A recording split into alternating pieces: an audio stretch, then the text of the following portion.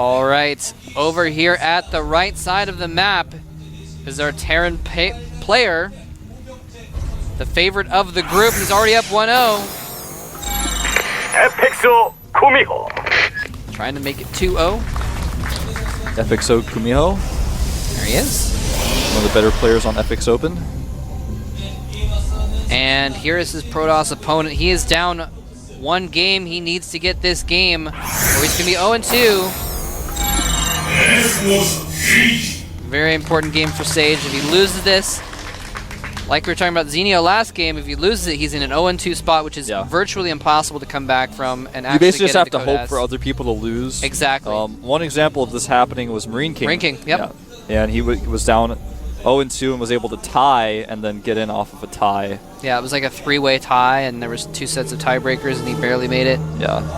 That's the only way. It looks like we're going to have a though. command center first from GuMiho on Belshire Beach, a very unusual map to see this on. Yeah, and as you can see there, the map has been changed since possibly the last time you saw it. Wow. Where there's no high ground there, and Nexus first versus command center first. Command center first is so risky to do against Protoss, especially on a map like this one.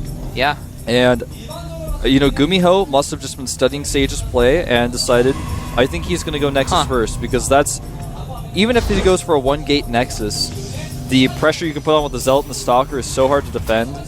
Yeah, exactly, because you need a bunker, basically, I mean, to deal with Stalkers. At least he put his command center here to where the probe cannot harass. They've actually played against people on the ladder where they go for command center first, and I send my probe out to scout, and I see them, and I'm like, well, you actually just can't even finish that command center because I have a probe harassing you. But he lets him in. Oh, the probe actually was able to get in a big, well, I was going to say big mistake, but actually I think he did it intentionally to chase the probe with that SCV, because otherwise the SCV could poke at the probe could poke at the SCV whenever it's outside. And, you know, there's nothing else that's hidden for him to see. He sees a command center first. What else is there in the base to see a command center That's first? true. And a barracks. Maybe he wouldn't have known that the barracks was there, man. That's true. It could have been proxied, but now he's going to see. He also is going to see the tech lab. No, it wouldn't make sense. So he's going to be following this up with Marauders. So it's going to be kind of like a command center first Marauders expand.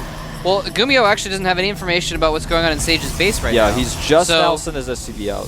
The Marauder is kind of like, if you go command center first, you're not going to have enough Marines to chase around Stalkers to buy time for a bunker. So going for the Marauder first with concussive shells to deal with Stalker aggression kind of makes sense. Yeah.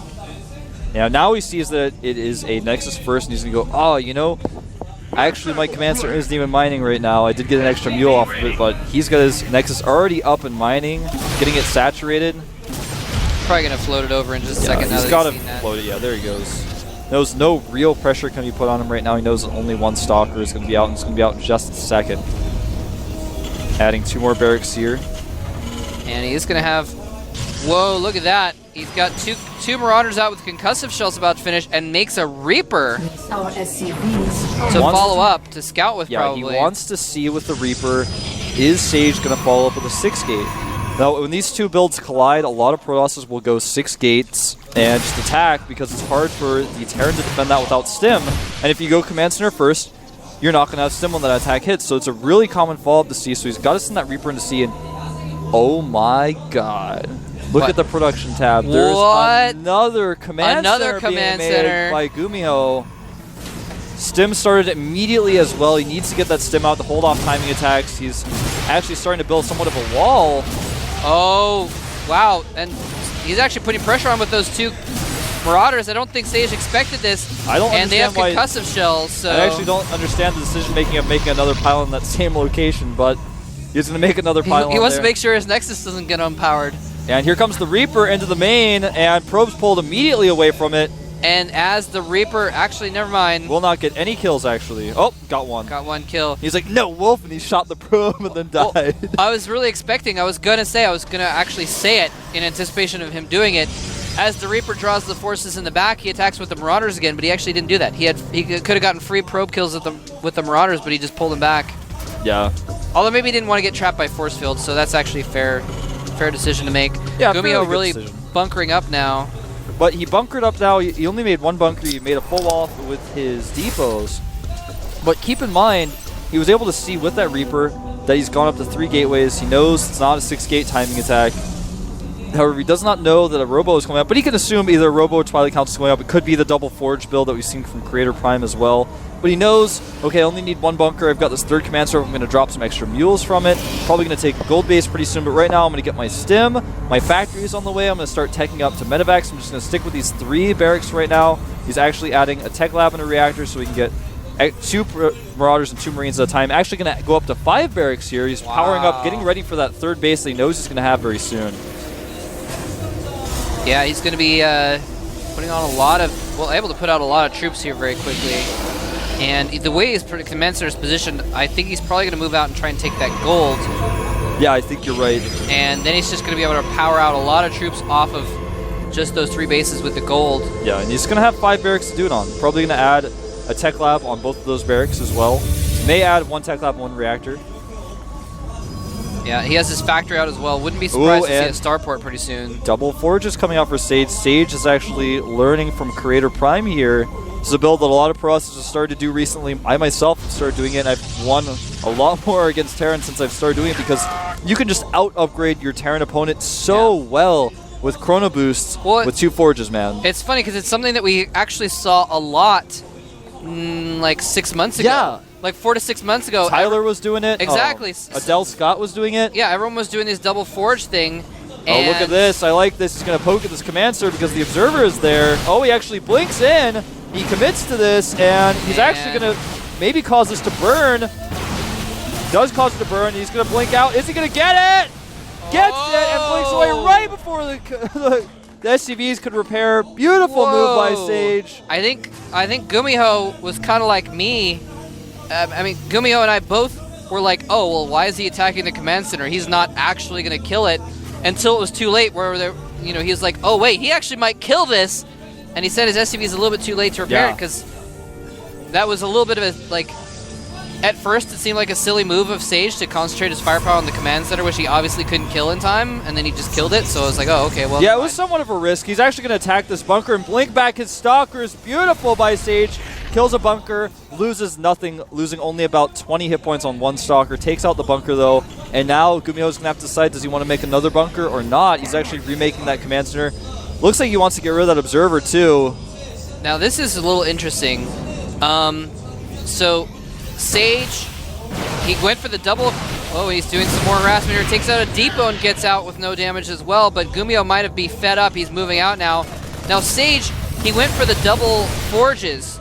But usually you see that in conjunction with like Templar tech. You get Zealots and Templar and Archons and what have you, but he's actually getting Colossi now instead. This is something that Creator himself actually does as well. He likes to go Colossi first, because when you see this type of tech or you see only Gateway units at this point, it makes you want to lean towards Ghost tech. When you get those Colossi out and you force your opponent to switch into Vikings, and then that's when you switch back into Gateway and you start getting those Templar out. Now both players have destroyed the rocks. A third base is going up for Sage, not at the gold base though, despite him destroying those rocks. And GuMiho can now lift his new third command center and land it to take that gold base that he's now cleared. And even though Sage did a lot of damage, GuMiho still controls the center of the map pretty well right now. But with that 1-1 upgrade that's out for Sage, he might actually be able to engage this just right. His Stalkers, though, are at the front. Ooh, very close. Almost got his force fielded in. Oh, but and Sage GuMiho, GuMiho is right actually now. realizing, I don't know if I want to fight this. He stims, decides to run away, losing a lot of hit points there for nothing. And Sage now has control of the middle of the map. GuMiho is going to be hard-pressed to take a third base. Yeah, he would have wanted to float out and take that gold, but now he basically can't. He's sending a little bit of a drop around just to try and be a distraction. But there's a probe to spot it. Sage doing everything right this game. Living up to the hype, I have to say. Yeah, he's playing really well. He's got pylons to spot for this drop as well, even though he knows it's coming. He's going to warp it around his Zealots most likely once he sees it. Will hold it quite easily. And sending the Colossus in there will do the trick as well, assuming that he actually protects it. He might just lose he the actually Colossus. needs to pull the Colossus back. Does save it. Meanwhile, during all of this, GuMiho is moving forward with a very large army towards the third base, and there's only Stalkers here. The Colossus aren't here to support. He's going to have to run away or lose all of his Stalkers. He does retreat. He's going to lose this Nexus no matter what. There's no way for Sage to save this. And here come the Colossus in from behind, but GuMiho can actually just run out the opposite way. But no, Sage sees it coming. He's gonna positioning cut his him army off. to cut him off. And look at this. He's going to cut him off here at the pylon. And GuMiho has not a lot of places to retreat. He's actually going to pull back again, but he only has so much room to where he can pull back. And he decides to fight. He can't go anywhere, so No he decides charge to on fight these it out. zealots, but good force field trapping the Oh, entire army, giving it a beautiful. huge bear hug. But GuMiho decides to flank, hitting these Colossi with Vikings at the back. Stalkers blink forward to take out the Vikings, who will get the last Colossus, but Sage getting a much better trade here. And one more blink forward should take care of those medevacs Oh, the as Colossus well. is being hit by the Vikings still. He's actually not dealing with that last Viking. Oh, the Colossus no, one will be Viking. taken out. He gets the medevacs, but in the meantime, one Viking is Not about going to be shown, but is going to kill a Colossus. up in the middle there. Oh, There it goes. They both died simultaneously. But GuMiho does not have a very large army defending his gold base. It's not a planetary either. No, he doesn't have an army, basically, and he made that an orbital. The Stalkers moving in here. Nice force fields, making it so he can't kite those Marauders away. Nor The can he use the SCVs. SCV's just hugging those force fields uselessly while they get picked apart by Stalker fire. And GuMiho may be going down in this game. Sage, at an 0-1 situation, might be tying himself up at a 1-1 in just a little bit here, because GuMiho does not have a third, although he did take out Sage's third. But Sage is remaking his third base at the gold base right now. His 2-2 is just finished, but GuMiho has been able to match him in upgrades fairly closely. Right now he's at 2-1. He's just now starting +3 weapons and +2 armor, something that Sage has not started. He's not started yet, +3. He's actually going to poke forward at these depots at the natural of GuMiho right now. Going for the kill He here. actually may want to go for the kill. Yeah, it looks like he's going to. Using Blink Stalker Micro to get back and take minimal damage on those Stalkers as he does more damage to the forces, but the medevac healing things up wins the day. Force Field's been back. He may attack with the Colossus once more. He's still producing Colossi. He hasn't switched to Templar Archives just yet. Which is kind of interesting, because in anticipation of the switch, Sage is already making, GuMiho is already making Ghosts. Yeah, he's got 3 Ghosts on the way. He did have a few more Ghosts for that fight back there, but he wasn't able to use them. Now this Viking and Factory simultaneously spot the remake of the third base. He does, however, know about the gold base at the same time, so he's actually just got so small of an army, though, he can't really afford to try to drop this third base. He can't attack the gold, but now that he sees the main army of Sage going for the Factory, he is going to go for the gold base. Oh, and Sage's units are out of position. He has no answer for this. He's right-clicked on the Nexus. Here he goes. Sage is way out of position. He sends a few units in to take care of the probes, but he didn't go all in with that attack. His army kind of is delaying behind, Yeah, so that he was- actually didn't get that. He was way too indecisive there. Now will not get the Nexus and will, in turn, actually lose several units. He's down about 13 supply right now, but it's about to be 4 base against 2 base, one of which being a gold base. You know what I thought of when you said the remake of his third base? What's that? I was thinking, like, they made the third base back in like the 70s, and then like people like that base because it's retro, so they decided to do a remake of it. Now it's 2011. Yeah, man. Sometimes you have to do remakes.